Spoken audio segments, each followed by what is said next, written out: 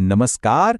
ચાલો આજે આપણે ભારત સરકારની એક ખૂબ જ મહત્વની શૈક્ષણિક યોજનાને સમજીએ. આ એક એવી યોજના છે જે ખાસ કરીને દીકરીઓના ભવિષ્યને ઉજ્જવળ બનાવવા માટે બનાવવામાં આવી છે.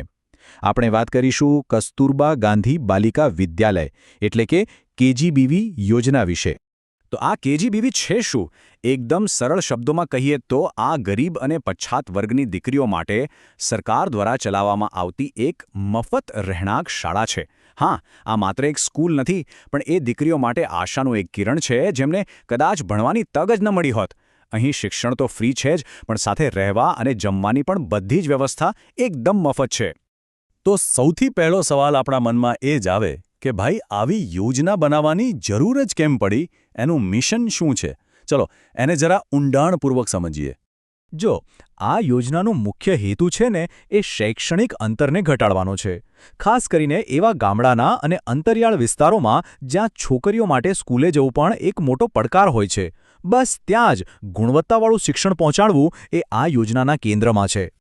આ યોજનાના 3 મુખ્ય ઉદ્દેશો છે જે તેના મિશનને એકદમ સ્પષ્ટ કરે છે. પહેલું, ગરીબ અને વંચિત વર્ગની દીકરીઓ સુધી શિક્ષણ પહોંચાડવું.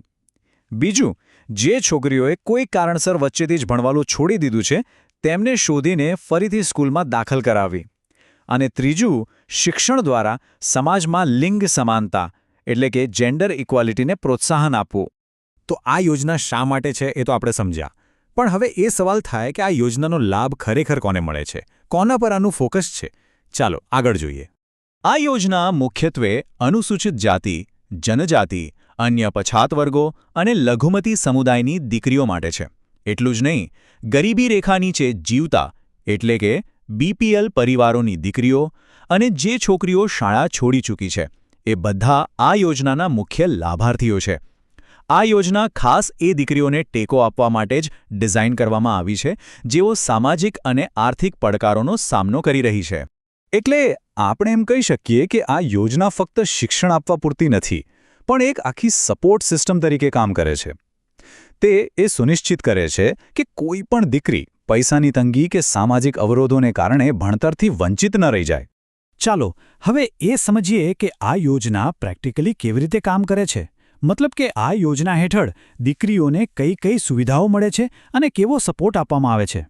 આ યોજનામાં મુખ્યત્વે ધોરણ 6 થી લઈને ધોરણ 12 સુધીનું શિક્ષણ આવરી લેવામાં આવે છે.